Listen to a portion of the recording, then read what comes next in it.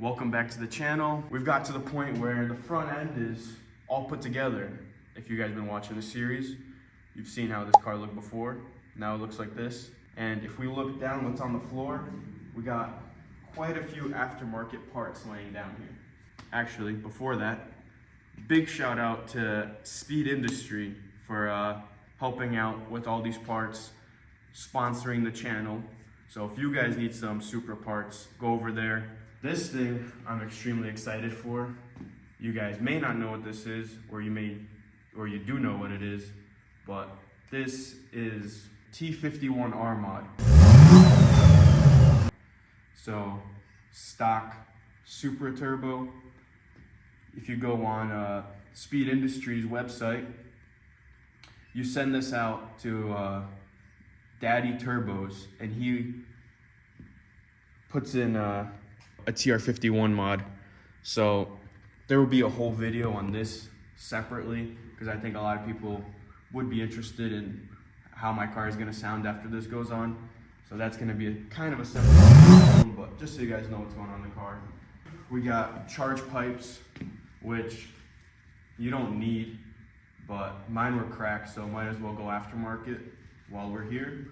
And lastly, that is a MST V2 air intake. All of this is gonna go on. We went to BMW, we got our special coolant. So we're gonna finally fill the system. Hopefully there's no leaks in our system. And throw everything on. And this should be the first start, technically, with coolant in a long time. And it'll be the first drive or movement under its own power in 8 months. So this should be quite exciting. Let's get into throwing all this stuff on.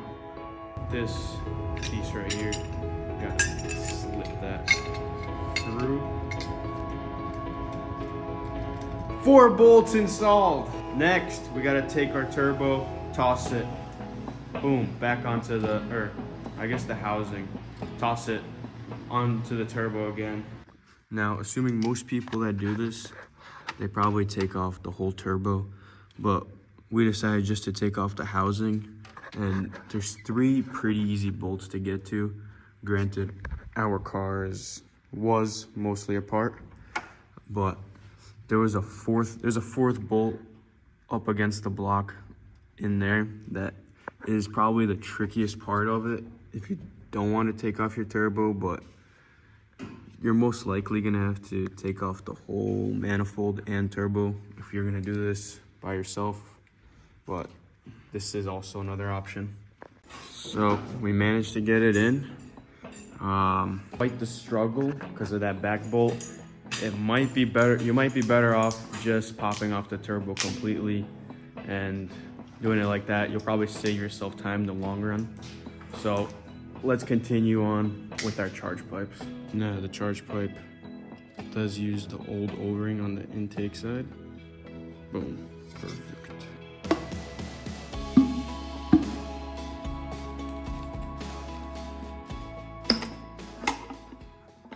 Now we can set up our charge pipe. It does fall through, so I didn't tighten it all the way, so that we could still lengthen this, because obviously tubes are different sizes. This whole install almost came to an end because I threw out my sensors. Luckily, I still had them, so let's throw those in and keep moving on all these.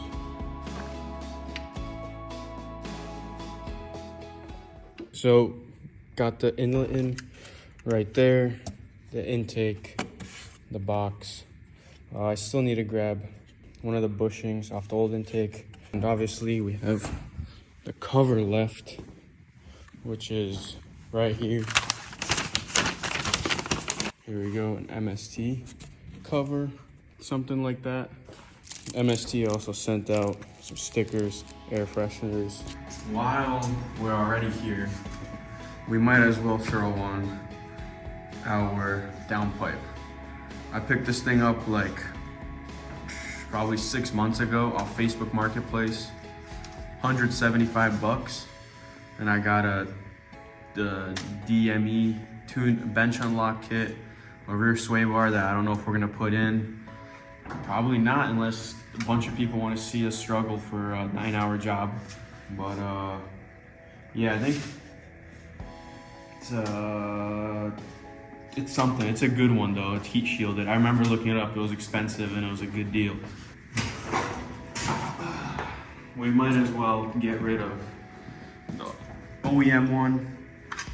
It's so heavy. It's restricting and it's also broken. So I guess we're gonna swap over our 2 sensors, the clamp, and yeah, the gasket, and then throw it on the car right now. So we got the turbo installed, intake installed, charge pipe installed. Last thing left would be to start mixing the ratio for coolant. So we have our BMW coolant. We're gonna start filling that up. I need to look up how to set the car into service mode so that it just pumps through the system instead of starting the car. I haven't exactly figured out how to do the turn on that system, but something's whining. It's not really doing anything. So I'm gonna mix another gallon. Now we filled up the system with coolant. Now I'm gonna try doing a sequence to hopefully prime the coolant. So seatbelt's plugged in. Triple click on the start. 1, 2, 3.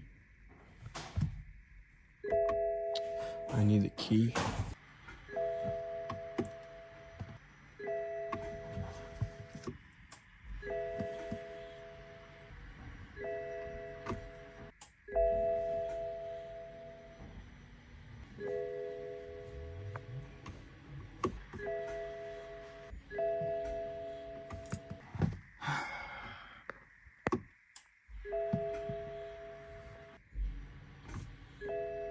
Finally, it started working because someone decided not to plug in the ECU completely, which would be me.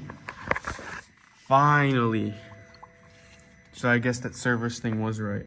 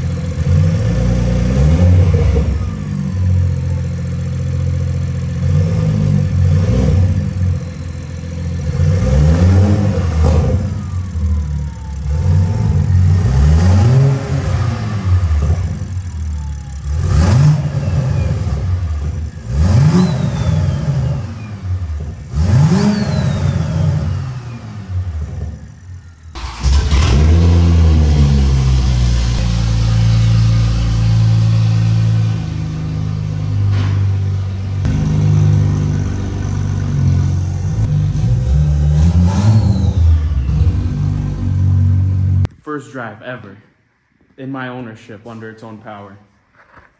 Whoa. This is a big moment.